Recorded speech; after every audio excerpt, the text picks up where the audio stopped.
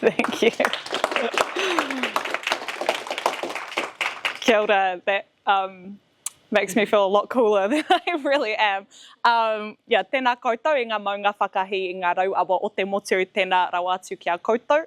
Tuatahi nāia taku mihi ki te mana whenua tēnei rohe, mai i tēnei uri o Kāi Tahu ki a koutou, ki a rātou. Kia koutou katoa ki ngā kaiwhakarite o tēnei hui, kanui te mihi. Kia koutou katoa, kanui te mihi, nāia te mihi mana hou ki a koutou. Heuri tēnei no Kāi Tahu, ka tima moi waitaha me Ngāti Kahanunu, ko Alice Dimond tōku ingoa. So my name is Alice, and I am a proud descendant of Ngāi Tahu, and I live in our takiwā in Christchurch, working for an organisation called Tokona te Raki, or Māori Future-Makers, and we work under the mana of our iwi, under Te Runanga o Ngāi Tahu. So that just means that we work for and on behalf of our iwi, but we also try to help other people to understand how we can build capabilities and use our perspectives to navigate towards better futures.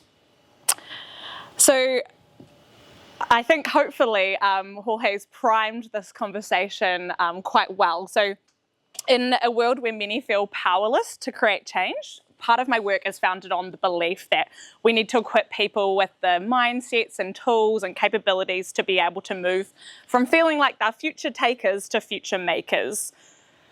So this idea, Dr. Selwyn Kātini has talked about it, and he speaks about this kind of distinction between future takers and future makers, being that future takers accept the future for what it is, feeling powerless to change what will be, and allowing today's realities to obscure tomorrow's potential. Rather than future makers shape the future by reading the signs, determined to create spaces for people to excel, undaunted by today's problems and ready to lead change. So as designers, and disclaimer, I would see myself as a little d designer, not a big D designer. So as designers, we're in unique positions to be able to think, to shape futures radically different from the ones currently unfolding. But to create futures that work for all, we need to include the people, voices, and worldviews that historically are excluded from decision or future making. So therefore, when we do our work as designers, it's important to ask the question, who are we designing the future for?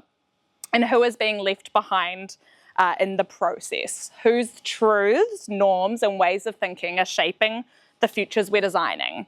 And then who's missing?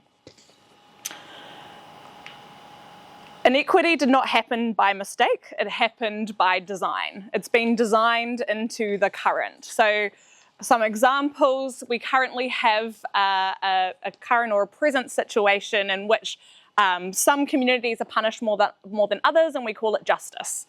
And we have a present in which success or solutions is defined within really limited boundaries, a present that really celebrates short-term gains rather than thinking about the long-term cost to future generations. So the good thing is, though, what has been designed can be redesigned, and that's what hopefully we'll, part of our work is this ambition to redesign something better. A future that can be shaped, we can shape a future to serve all, not just a few, if we include everyone in the future-making process. So when we design products, services, or systems, though, we need to consider the worldview in which we're designing from. And to start with that, what I want to do is just acknowledge the worldview in which I come from. And I thought I would do this because recently I spent some time with Michelle Pawson, who, if any of you know, she's an amazing strategist. I think she refuses to call herself a futurist, but I would, and a systems innovator. And she said that innovation is not neutral. And I think that's something that as designers we can understand as well. Innovation and design is not neutral, it's political. So who am I then? Well, this is my whānau. So ko taku taha pāpa no Kāi Tahu ahau, ko taku taha māma no he Pākehā no Ingarangi. So I have both Pākehā and Māori ancestry, and I've always therefore kind of lived in this this kind of at this interface of these two different worldviews.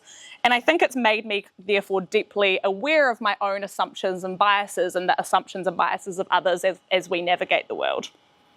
I remember really early on in my career, part of my job was to work with whānau on their businesses, on these small businesses that they had, and help them to think about scale and like using lean canvases and things like that. And I remember going into that role, I kind of had a really clear idea of what I thought that my role would be. But then what I encountered was that some of these whānau had a completely different definition of success for what that business meant for them.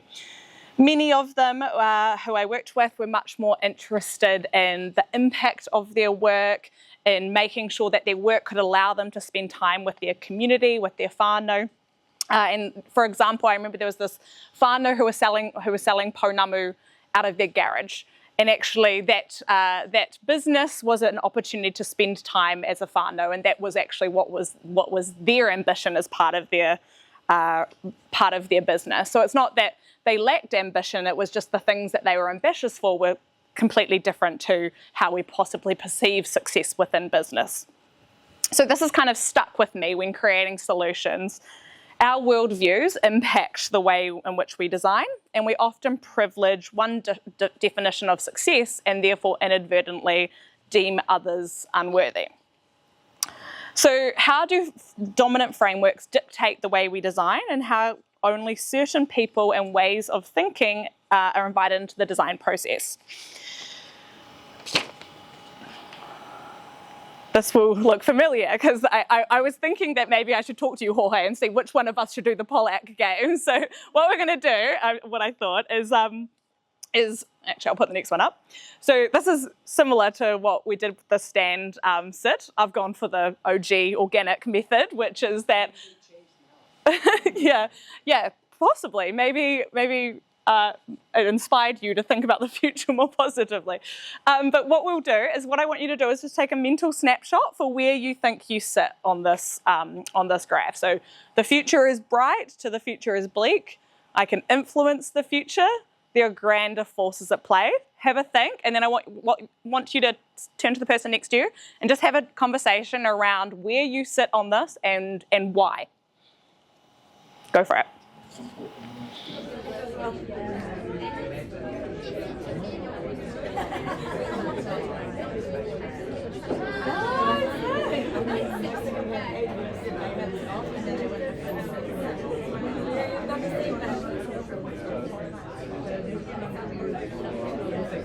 So every design decision we make kind of probably sits us on this trajectory somewhere, and it can be useful to surface the ways that we already individually think about the future so that we can create new forms of thinking and be more creative and intentional when designing and implementing the future.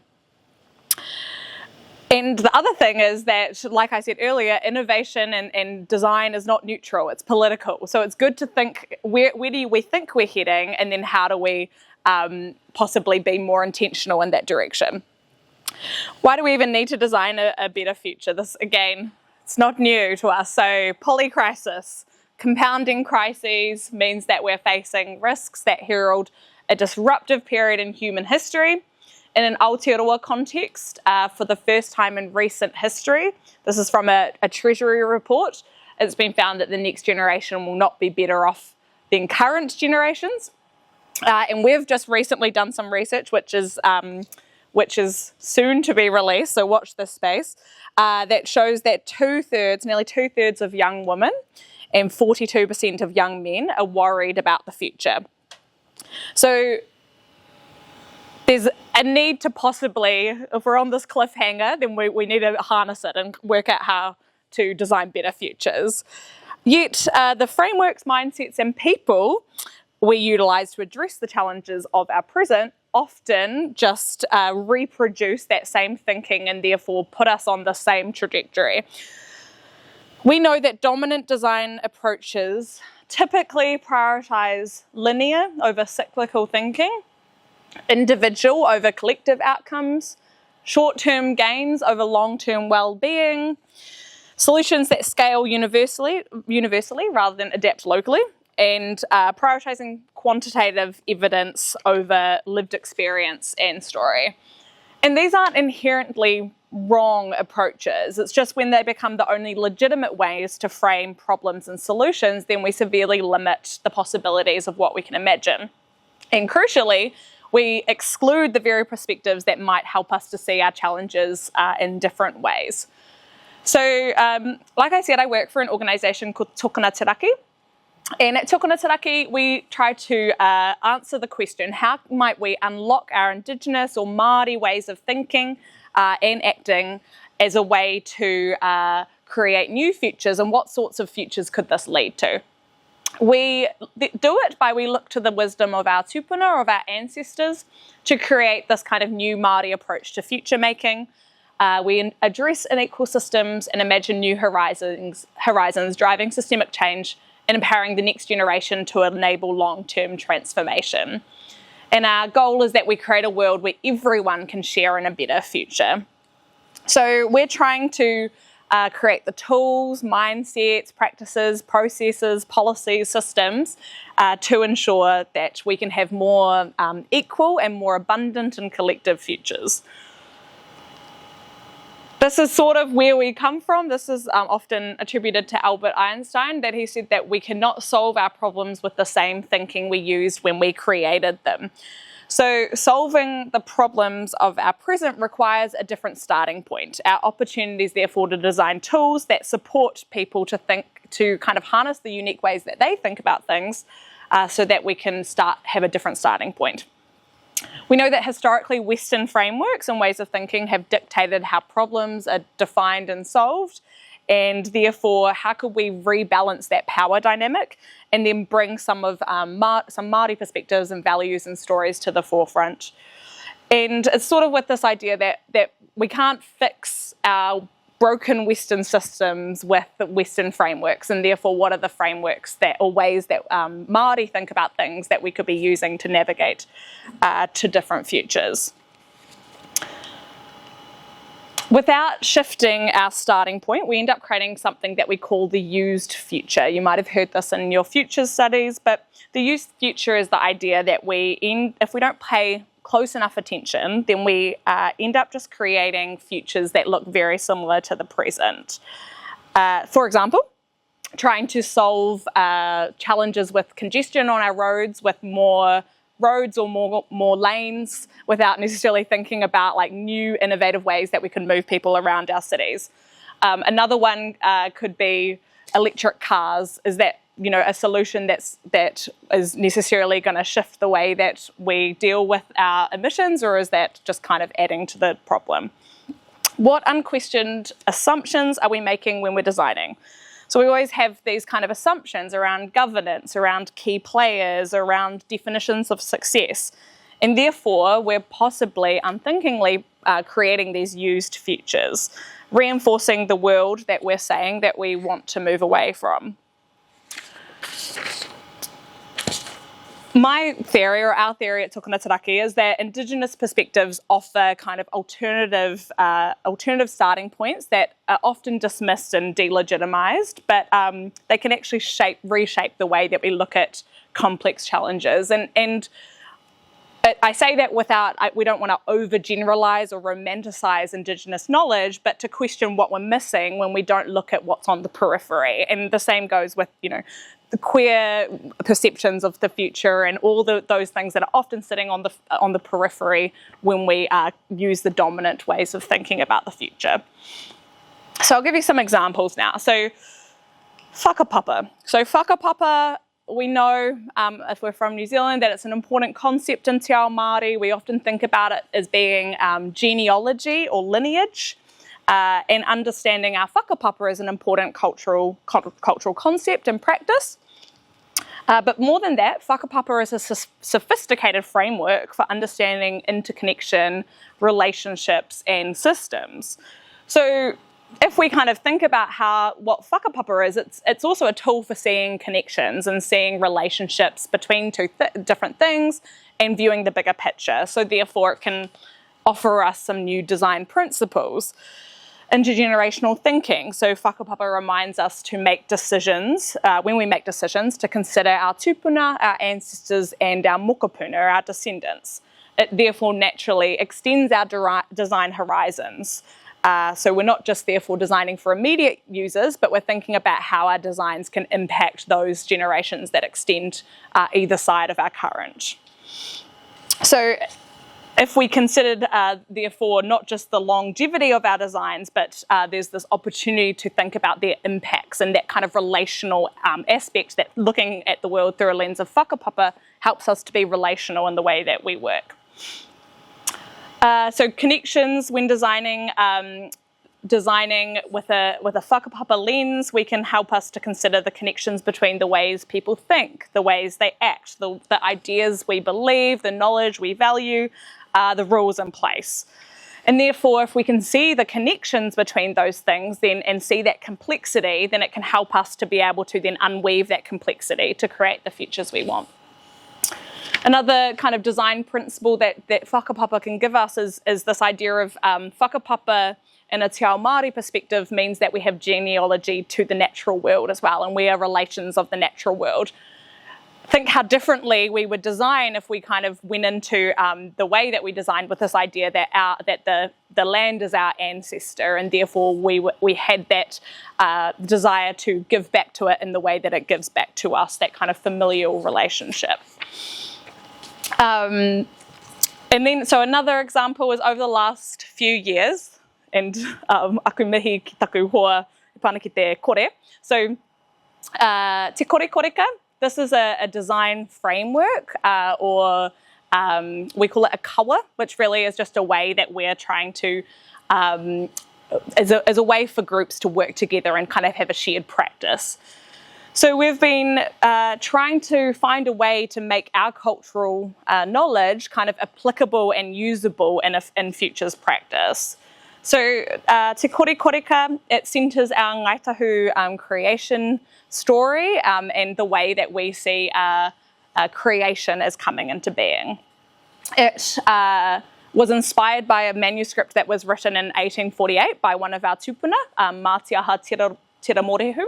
And Mātiaha wrote about these kind of different realms of creation. And there's a karakia that now has been passed down through many generations in our iwi. And what we've done is then looked at what those can tell us about the way that we see the world. What it told us is that our tupuna understood time and creation as existing on this kind of continual cycle between these four realms of existence. So we have the realm of Te Aotearoa, and Te Aotearoa is the long-standing world. It's the realm of the tangible, the known. There's often this kind of sense of decay or aging in Te Aotearoa, and therefore the things that we may have previously left unquestioned are now possibly starting to kind of reach the end of its life. Therefore, at Tokona Te Raki, we say that Te Aotearoa is the realm of knowing, doing, and reviewing. Then te kore is the realm of nothingness, but also limitless potential. So Māori had this idea that within nothingness and chaos, there's also that kind of ability to harness potential. And so therefore, in our work, we see that as kind of deepening our perspectives, sitting within the chaos and the ambiguity in order to reach deeper meaning. So we say that te kore is the realm of seeking, reflecting, and understanding. And then te pō it literally means the night, so it's darkness, but within darkness is a space of imagination. In our Kāi Tahu creation story, Raki Nui or Rangi Nui saw kind of the potential of a better life and asked his children to lift him up to the heavens so that the world could have life and light. So there was this darkness, but there was also then the movement into te ao marama. So te pō is a realm of boundless dreaming, imagination, innovation. So we say it's the realm of imagining, designing, and making. And then Te Ao Marama means the world of light or new life. And in our creation pūrākau or story, this is where Tāne, with the support of his siblings, raised Raki up to the heavens so that we could have life and light. So Te Ao Marama is therefore the realm of implementing, achieving those visions and dreams. So Te Korekoreka, it represents a world in which time is cyclical. At any one point we might be existing in these different realms of knowing and being. And it's a knowledge system that was almost lost. So when European ethnographers came to New Zealand and recorded our cultural knowledge, they assumed that a Māori concept of time and creation was similar in terms of the fact there was this kind of genesis or Big Bang moment and we moved forward in time from that moment. But really our traditional wisdom saw past, present and future as this kind of continuous cycle and the cyclical kind of view of the world therefore guided the way that our tupuna moved through the world. So why use approaches like this? Well, we believe at Tokona Te Raki that moving forward kind of requires a willingness and commitment to collaborate together, collaborate as Te partners, but is also central to that is a recognition that historically Māori perspectives are left on the periphery. So what would change if we were able to centre our perspectives? And it gives this framework or kawa gives us a way to do that, offering diverse groups a way to have a different starting point together and experience an Indigenous knowledge system firsthand. So we're going to have a conversation now. So I'll give you some time to talk about this with whoever's around you. You might want to be in small groups. But I just want you to talk about some of these ideas that I've started to raise. And the question is, how might alternative perspectives transform your practice? So what I want you to do is select one of the concepts that I've kind of mentioned and then have a conversation with those around you as to how could this perspective change your practice or your design approach and what new possibilities might emerge in your work. Is